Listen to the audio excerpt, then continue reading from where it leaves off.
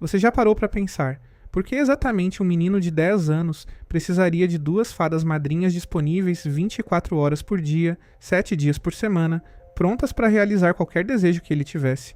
Por que elas aparecem do nada, somem quando ele não precisa delas, e às vezes os desejos que elas realizam causam mais problemas do que soluções? E por que, no fundo, Timmy Turner parece ser uma criança tão perdida? Hoje o canal Talvez Seja Assim vai te mostrar uma teoria que vai mudar completamente a forma como você enxerga os Padrinhos Mágicos, porque existe uma leitura desse desenho que faz todo o sentido e que nunca te contaram. Cosmo e Wanda não são fadas, eles são antidepressivos. E Timmy Turner é uma criança que está lutando, em silêncio, contra algo muito maior do que qualquer vilão que ele já enfrentou. Fica até o final, porque essa teoria vai te pegar de surpresa. Vamos começar do começo. Os Padrinhos Mágicos foi criado por Butch Hartman e estreou como série própria nos Estados Unidos em março de 2001 pela Nickelodeon.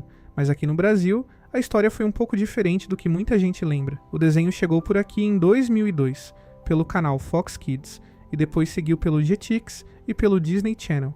Foi só em 2005 que a Nickelodeon Brasil assumiu a série e começou a exibir os episódios mais recentes. Então essa geração que lembra de assistir os Padrinhos Mágicos pela Nickelodeon na infância estava vendo os episódios mais tardios da série.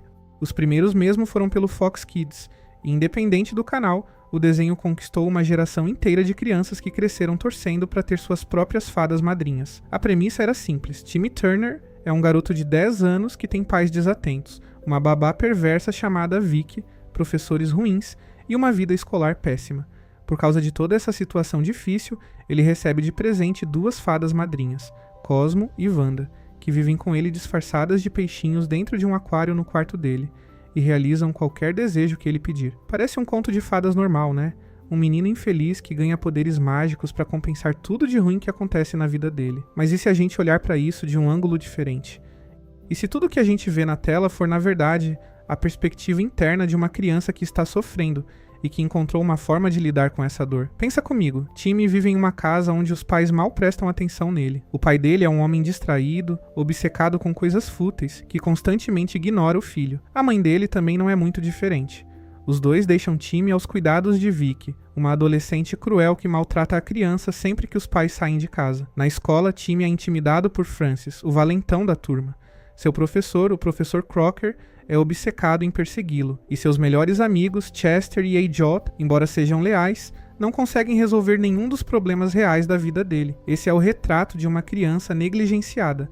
Não negligenciada no sentido de passar fome ou de sofrer violência física óbvia, mas negligenciada emocionalmente. Os pais estão presentes fisicamente, mas ausentes em tudo que importa, e isso, segundo especialistas em saúde mental infantil, pode ser tão devastador quanto outras formas de negligência. A criança que não é vista, que não é ouvida, que não se sente amada da forma certa, desenvolve feridas profundas que ela mesma muitas vezes não sabe nomear. E é aí que Cosmo e Wanda entram. Pensem como funciona um antidepressivo ou qualquer medicamento usado para tratar ansiedade e depressão infantil. Eles não resolvem o problema. Eles não mudam a realidade externa da pessoa. O que eles fazem é ajudar o cérebro a funcionar de uma forma que torna a realidade mais suportável. Eles dão à pessoa uma estabilidade emocional que ela sozinha não consegue encontrar. Eles criam uma espécie de zona de conforto interna, onde a pessoa consegue respirar, continuar, seguir em frente. Agora olha para Cosmo e Wanda. O que eles fazem exatamente? Eles não mudam a família de Timmy. Os pais continuam sendo os mesmos pais desatentos. Vicky continua sendo perversa. O professor Crocker continua sendo um professor ruim. O que Cosmo e Wanda fazem é dar a Timmy uma válvula de escape, uma forma de lidar com tudo isso sem enlouquecer. Eles estão sempre lá, sempre disponíveis, sempre prontos para ouvir. Wanda, especialmente, funciona quase como uma figura materna substituta, alguém que genuinamente se preocupa com o bem-estar de Timmy e que tenta orientá-lo, mesmo quando ele não quer ouvir. Mas aqui vem a parte mais interessante da teoria: os desejos que dão errado. Qualquer pessoa que já assistiu Os Padrinhos Mágicos sabe que os desejos de Timmy raramente terminam bem do jeito que ele planejou. Ele pede uma coisa, acontece outra, ele tenta consertar, piora ainda mais. No final, ele sempre tem que desfazer tudo e voltar para a estaca zero. E aí o ciclo recomeça. E isso, dentro da teoria dos antidepressivos, representa os efeitos colaterais. Qualquer médico ou psiquiatra vai te dizer que os medicamentos para a saúde mental têm efeitos colaterais. Às vezes você toma um remédio para se sentir melhor, e no começo você se sente pior. Às vezes você ganha energia demais e fica agitado. Às vezes você fica entorpecido demais e perde a conexão com as suas emoções. Às vezes o remédio funciona por um tempo e depois para de funcionar. E você precisa ajustar a dose ou trocar de medicamento. E durante tudo isso, a vida continua, com todos os seus problemas. Os desejos de time funcionam exatamente assim. Ele usa a medicação, que são as fadas, para tentar resolver um problema emocional. Mas o resultado não é o que ele esperava, e ele acaba tendo que lidar com consequências que ele não antecipou. A instabilidade emocional de time, que é constante ao longo de toda a série, reflete perfeitamente o que crianças com ansiedade e depressão não tratadas de forma adequada vivenciam. Altos e baixos intensos, impulsividade, dificuldade de pensar nas consequências dos próprios atos, busca por soluções rápidas que muitas vezes criam problemas maiores, mas a teoria vai ainda mais fundo. Pensa nas regras das fadas. No universo do desenho, existem regras rígidas que Cosmo e Wanda precisam seguir. Eles não podem realizar certos tipos de desejos, eles não podem fazer alguém se apaixonar, eles não podem trazer pessoas de volta dos mortos, eles não podem fazer dinheiro do nada. E, crucialmente, eles não podem contar pra ninguém que existem. Se alguém de fora descobrir que time tem fadas, as fadas são obrigadas a desaparecer. Essa regra do segredo é uma das partes mais poderosas da teoria. Criança que usa medicação para saúde mental frequentemente enfrenta um estigma enorme. Em muitas famílias, especialmente no Brasil e em culturas latinas de forma geral, falar sobre saúde mental ainda é um tabu. Isso é frescura. Criança não tem depressão. Você não precisa de remédio. Você precisa de disciplina. Essas frases são ditas com uma frequência assustadora e elas fazem com que crianças que genuinamente precisam de ajuda se sintam envergonhadas, escondidas, sozinhas. Time não pode contar para ninguém sobre Cosmo e Wanda. Assim como muitas crianças não podem falar sobre o medicamento que tomam, sobre as consultas com o psicólogo, sobre os sentimentos que têm. O segredo é parte do peso que essa criança carrega. E tem outro detalhe que a teoria toca de forma muito precisa. A personalidade de Cosmo e Wanda são completamente opostas. Cosmo é impulsivo, desorganizado, frequentemente irresponsável e às vezes até piora as situações sem querer. Wanda é cuidadosa, preocupada, protetora e tenta sempre guiar time pelo caminho certo. Juntos eles formam um equilíbrio, mas é um equilíbrio instável, porque os dois às vezes puxam em direções diferentes. Dentro da metáfora dos antidepressivos, isso pode representar os dois lados do tratamento farmacológico de saúde mental. Tem o lado que te dá energia, que te faz sentir mais vivo, que às vezes vai longe demais e te deixa agitado, que é o Cosmo. E tem o lado que te acalma, que te ancora, que te impede de sair do controle, que é a Wanda. O equilíbrio entre estimulação e sedação, entre ação e reflexão, é exatamente o que os médicos buscam quando ajustam um tratamento de saúde mental. Ei, antes de continuar, se você está curtindo esse vídeo, faz um favor enorme para mim. Dá o seu hype aqui, deixa o like, se inscreve no canal se você ainda não é inscrito e considera se tornar membro do Talvez Seja Assim. A sua participação ajuda muito o canal a crescer e a continuar trazendo conteúdos assim para você. Agora vamos continuar porque a teoria fica ainda mais intensa. Vamos falar sobre o Jorgen von Strangle. Jorgen é o comandante supremo das fadas. Ele é enorme, musculoso, intimidador e é ele quem cria e aplica as regras que governam o mundo das fadas. Sempre que alguém abusa das fadas, ou quando as regras são violadas, é Jorgen quem intervém.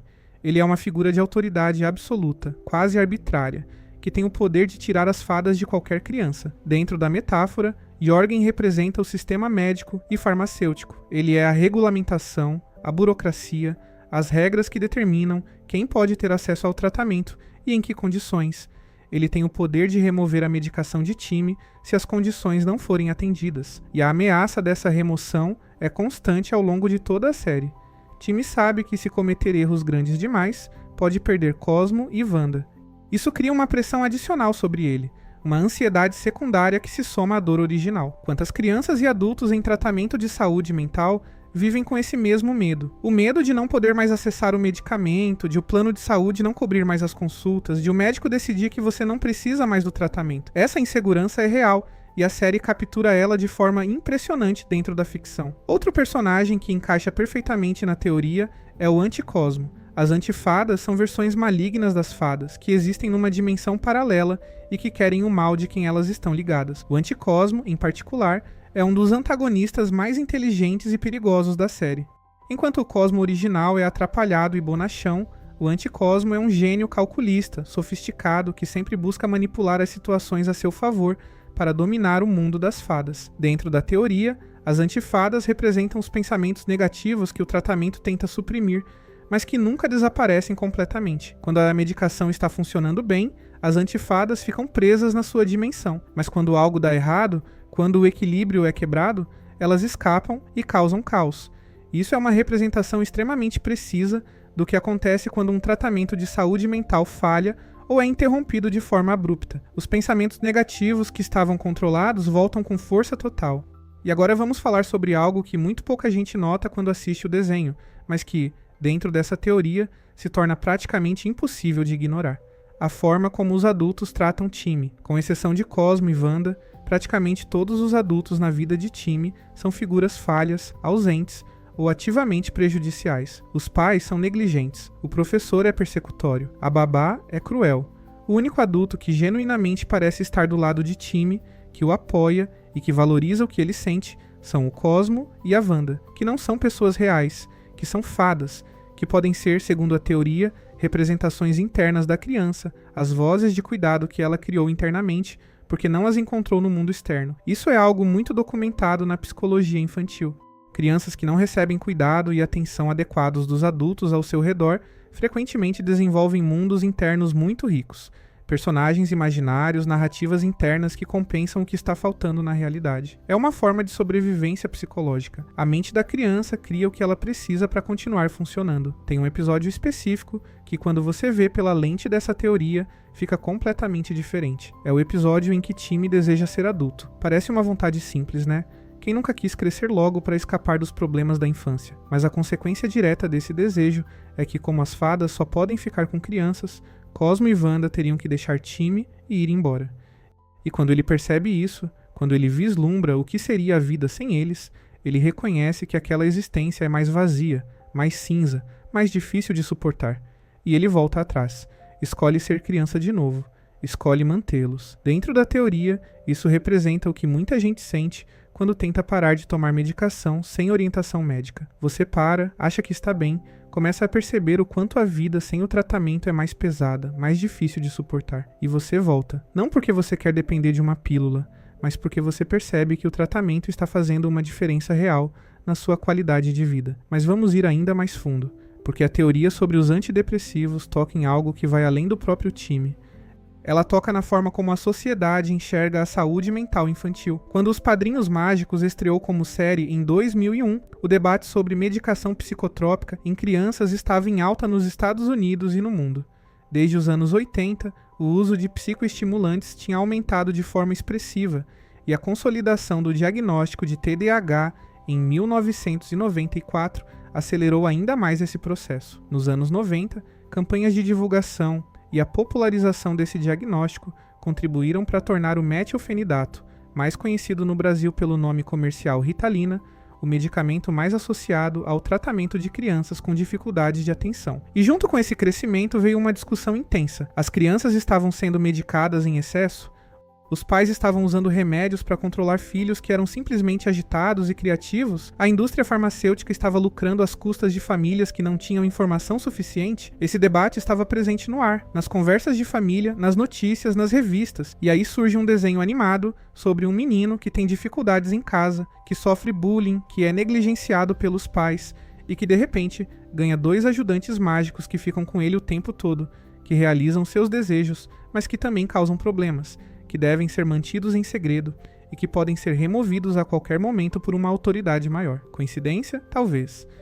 Mas a teoria sugere que Butch Hartman, consciente ou inconscientemente, criou uma narrativa que espelha com precisão cirúrgica a experiência de uma criança em tratamento farmacológico de saúde mental. E que ao fazer isso dentro de um desenho animado, colorido e engraçado, ele tornou essa experiência acessível, palatável e até mesmo identificável para milhões de crianças que estavam passando pelo mesmo. Vamos falar agora sobre outro elemento que costuma passar despercebido, a relação de Timmy com seus desejos ao longo das temporadas. No começo da série, Timmy usa as fadas de forma muito impulsiva. Ele pede coisas sem pensar, sem considerar as consequências. Os desejos são simples, motivados por frustrações imediatas. Alguém foi chato com ele. Ele pede um desejo.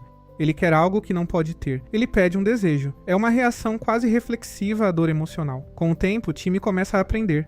Ele começa a pensar mais antes de pedir. Ele começa a entender que os desejos têm consequências. Ele começa a usar as fadas de forma mais estratégica, mais consciente. Essa evolução ao longo da série representa o processo terapêutico. Com o tempo, a pessoa em tratamento aprende a se conhecer melhor, aprende a reconhecer seus gatilhos, aprende a tomar decisões mais equilibradas. A medicação, ou as fadas, continua sendo necessária, mas a relação com ela muda.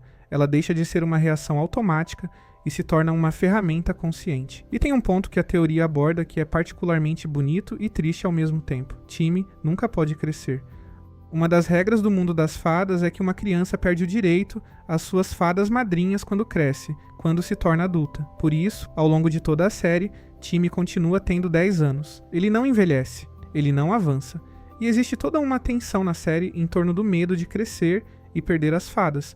Tem até um especial inteiro, A Caçada dos Padrinhos Mágicos, onde Time viaja para a dimensão dos desenhos animados justamente para nunca envelhecer, para nunca perder Cosmo e Wanda. E quando ele vê o futuro possível sem eles, esse futuro é sombrio. Dentro da teoria, isso representa algo que psicólogos chamam de regressão. Quando alguém está em sofrimento emocional intenso, existe uma tendência a se agarrar ao que é familiar, ao que traz conforto, mesmo que esse conforto não seja mais adequado para a fase de vida da pessoa. O medo de crescer, de amadurecer, de encarar a realidade sem as proteções da infância é um tema muito real em saúde mental. E o desenho captura isso de forma literal. Time literalmente não pode crescer enquanto depende das fadas. Mas a teoria também tem um lado esperançoso, porque a ideia central não é que Time é fraco, ou que ele é louco, ou que ele está inventando coisas. A ideia central é que Time é uma criança que está passando por algo muito difícil e que encontrou uma forma de sobreviver a isso. As fadas, sejam elas metáforas de medicação ou não, representam a capacidade humana de buscar ajuda quando precisa, de não desistir, de encontrar um caminho, mesmo que esse caminho seja imperfeito, mesmo que os desejos às vezes deem errado. E isso é algo muito humano, muito real e muito corajoso. Pensa agora em quantas crianças cresceram assistindo Os Padrinhos Mágicos e se identificando com o Timmy Turner, sem saber exatamente por quê. Crianças que também tinham pais que não prestavam atenção, que também sofriam bullying, que também se sentiam invisíveis, incompreendidas, sozinhas no meio da bagunça colorida da infância.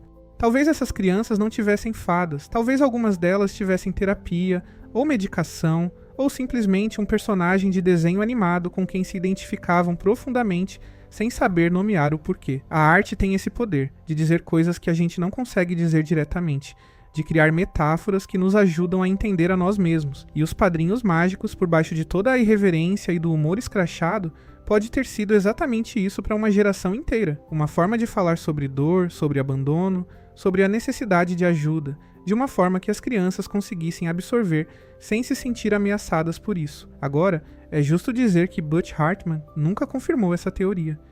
Em entrevistas, ele sempre falou que a inspiração para a série veio de quando era criança e imaginava ter fadas que realizassem seus desejos, uma fantasia comum na infância.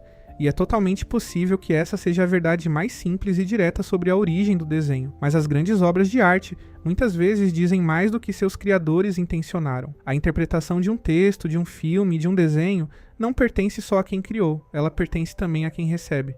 E quando uma teoria faz tanto sentido, quando ela encaixa com tanta precisão em tantos detalhes da obra, ela merece ser levada a sério. Mesmo que nunca seja confirmada, ela nos diz algo importante sobre como a gente viu esse desenho e sobre como ele nos tocou. E tem mais uma camada dessa teoria que eu quero deixar com você antes de terminar. O nome do programa é Os Padrinhos Mágicos. Padrinhos. Não as fadas do time, não os amigos mágicos, não os guardiões, padrinhos. No contexto brasileiro, padrinho e madrinha têm um peso cultural enorme. É a pessoa que você escolheu para cuidar do seu filho se você não puder mais cuidar. É a figura de proteção secundária, aquela que entra quando os pais falham. E é exatamente o papel que Cosmo e Wanda cumprem na vida de Time. Os pais falharam em prover o suporte emocional que ele precisa, e então os padrinhos aparecem. O sistema, seja ele terapêutico, farmacológico ou de suporte social, entra quando a família não consegue dar conta sozinha. E não há nada de errado nisso. Às vezes precisamos de padrinhos, reais ou mágicos. Então, da próxima vez que você sentar para assistir Os Padrinhos Mágicos, seja para rever da sua infância ou para apresentar para alguém que você ama, olha com outros olhos. Olha para o time não como um menino sortudo que tem fadas, mas como uma criança que está fazendo o melhor que pode com as ferramentas que tem. Olha para Cosmo e Wanda não como personagens engraçados que causam confusão, mas como símbolos de algo muito mais profundo, a necessidade que todo ser humano tem de ser cuidado, de ter apoio, de não estar sozinho na escuridão. Essa é a teoria. Cosmo e Wanda como antidepressiva, Timmy Turner como uma criança que está lutando em silêncio contra um mundo que não a enxerga, e os desejos que dão errado como os inevitáveis tropeços de quem está tentando encontrar equilíbrio em meio ao caos. Talvez seja assim, talvez não seja, mas depois de tudo que a gente viu hoje, fica difícil olhar para esses dois peixinhos no aquário do time e não enxergar algo muito mais humano do que parece. Se inscreve e deixa o like, vai! Obrigado por assistir até aqui. Até o próximo vídeo do Talvez Seja Assim.